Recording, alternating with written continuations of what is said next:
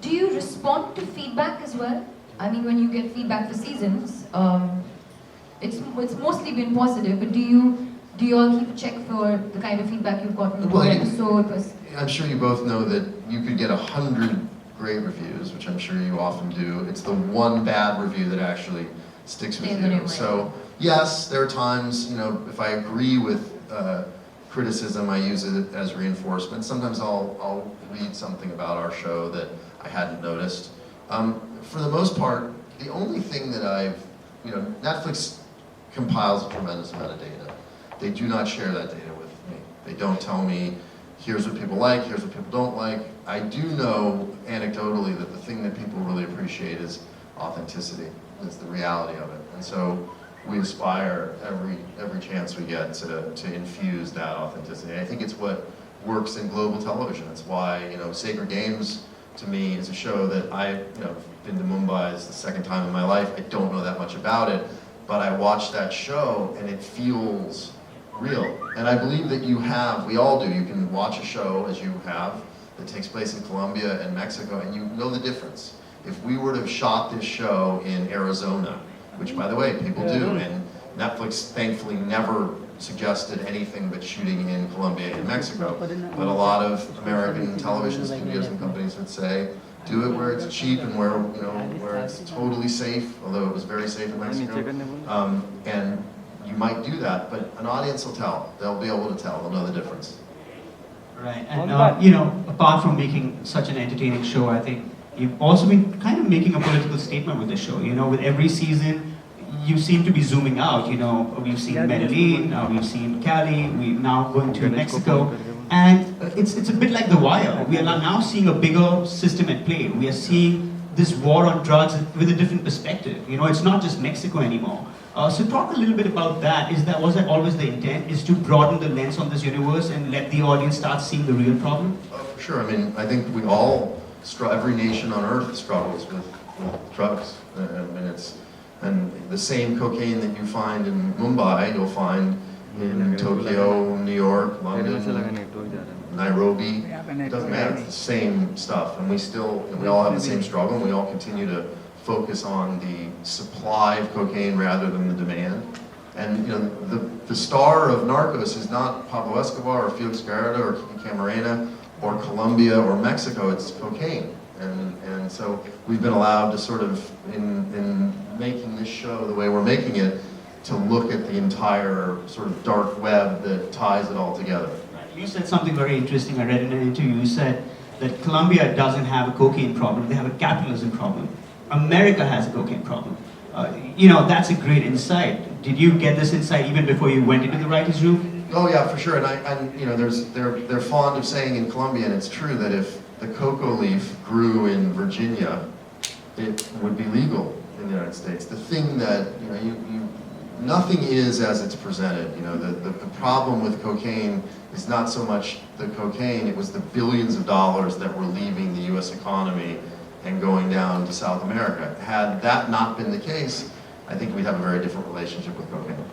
And Eric, this season, the first couple of episodes, you've also co-written, right? And the IMDb page says you haven't, you're coming back to the writer's chair after India.com Blue. And what made you take that decision? Is to come and sit in the writer's chair? By the way, that's incorrect on IMDb. That is another Eric Newman that I have yet to encounter, who wrote an NYPD PD Blue episode in 1994. I was still in college. Oh, so is this the first time that you are? Another Eric Newman who writes religious films, and that's not me. And then there are two Eric Newmans. That's a note to IMDb. There are two Eric Newmans who are murderers. One most recently, who threw his wife off the balcony of a cruise ship. Yeah, it's strange. I guess it's a fairly common name, but no, that is not mine. I was a film producer for many years, and I found my way into television fairly late, and I really, if you told me all those years ago that I would end up in television, I would have thought I had failed, because television in those days was not what it is now. And I think shows, and Narcos is certainly one of them, and we take no credit for this movement, but the global television space has exploded with such amazing shows. And Netflix is carrying a lot of them. Fauda and Sacred Games and Babylon Berlin. Money Heist. Money Heist is great, yeah. So I think that's, to be a part of that, really for me the only way that I could have been satisfied in television, and I love it. Right, and one thing I want to ask you as a producer is, generally, because you've been in both worlds, feature and now TV, for future producers, they're always getting anxiety about the opening weekend and all that. As a TV producer, what kind of anxiety are you going through when you are about to open a show? Well, we're so connected, and everything is so to the minute. We already know what people think of the show before. I mean, we've gotten a few reviews, we've done press in Mexico, Singapore, here, the guys went to Europe, Los Angeles obviously, and so we get a pretty good sense of how the show is going to go over. So there isn't a lot of anxiety beyond just wanting the fans of the show to watch it and feel like it continues to deliver what they've come to expect in the show. Okay, so we're gonna have a little fun now. We've gotten to know a lot about the show, now we're gonna get to know you a little better. Okay. So we're gonna play this rapid fire game, which we do a lot, which I've messed up in a lot of times in my life. But I'm gonna keep it very simple for you because I'm a kind human being. Thank you. So the idea is to answer rapidly. That's what's a rapid fire. Okay, so favorite scene or episode from Narcos so far? The dance scene in season 3, episode 1, Pachavera. Okay. Yeah, I love that scene. A secondary character from the show that deserves its own show. Oh, that's easy. Don Netto, Joaquin Cosio, who's the co-star of season 4. He's great, right? Yeah, he's the best. He's our cast, the Mexican cast, these are some of the greatest actors I've ever worked with. That's amazing. Okay, if you were to choose an actor to replace Wagner Moura, who would it be? Tough one. Yeah, really hard. Joaquin Phoenix. Okay, favorite Spanish expression? In Mexico they say "no tiene madre," which means it's motherless, and it's a sort of a bad thing. If something goes wrong, Diego can explain it better than I can, but that's basically it, right? Yeah, pretty much. Okay, one show that you wish you would have made. A show that you've watched that you Oh, The Sopranos. It's the greatest Really? show ever, yeah. Sopranos is great. And a story that you feel needs to be told. I think the real story of Wild Wild Country needs to be told. Okay, so that was amazing. You did very well, spoke very rapidly. This conversation and this evening would be totally incomplete without the stellar cast of Narcos Season 4. So please welcome the humongous stars, Michael Peña and Diego Luna.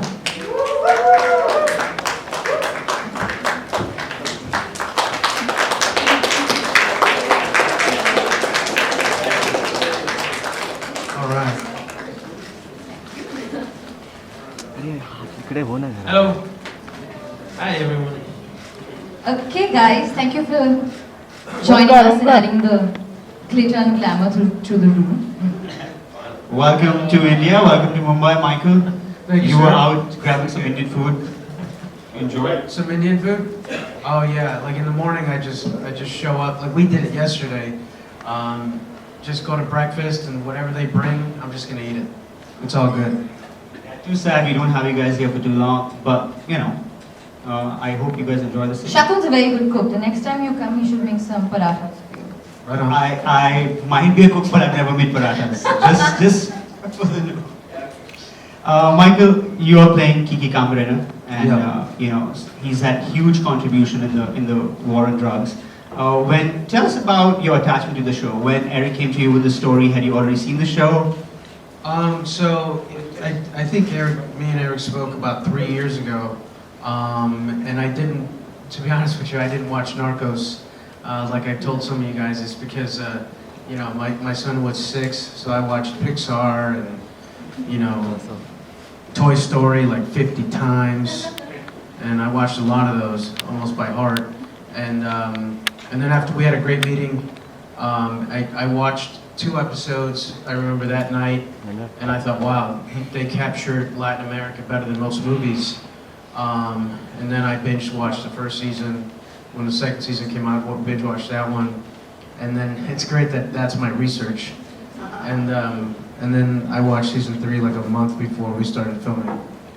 So you went from Ant-Man to Narcos. That's quite a shift in headspace. Yeah, no, exactly. But I blame Narcos and you guys for my binge addiction now. Now I'm in the world of binge watching. I need. Like all of us. Diego, tell me about your research, because I hear, unlike Pablo, Felix kept a pretty low profile and was sort of held back. There's not much footage that we have of him. So, is that an advantage that you get to kind of create your own perspective, or what? Tell us a little bit about your research. Yeah, well, it was. There's a period of time where he really liked to be on the newspaper, but he wanted to be seen more as a businessman. So he would be in the social part of the newspaper, like in the opening of these, and he had hotels, he had restaurants, but it was difficult to find images of his intimate world, While many of these characters are very flamboyant and this guy knew, I guess, the value on being discreet, in this world.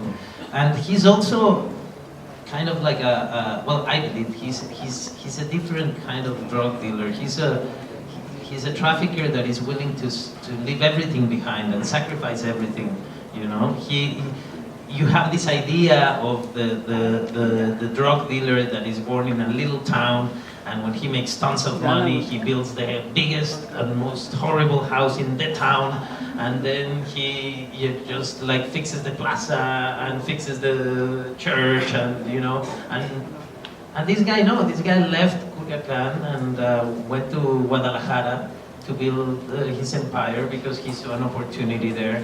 And if it was somewhere else, he would have gone, I'm sure. I think spending so much time near the governor of Sinaloa made him a little bit like a politician, the kind of guy that is willing to say whatever you want to hear to get what he wants. These people that are great liars and very charming, and till you realize you have nothing else in your pockets, and they're gone. Yeah. So I think it was interesting to find out that I had to read a lot of the news and a lot of the commentaries of other people on him to understand who he was.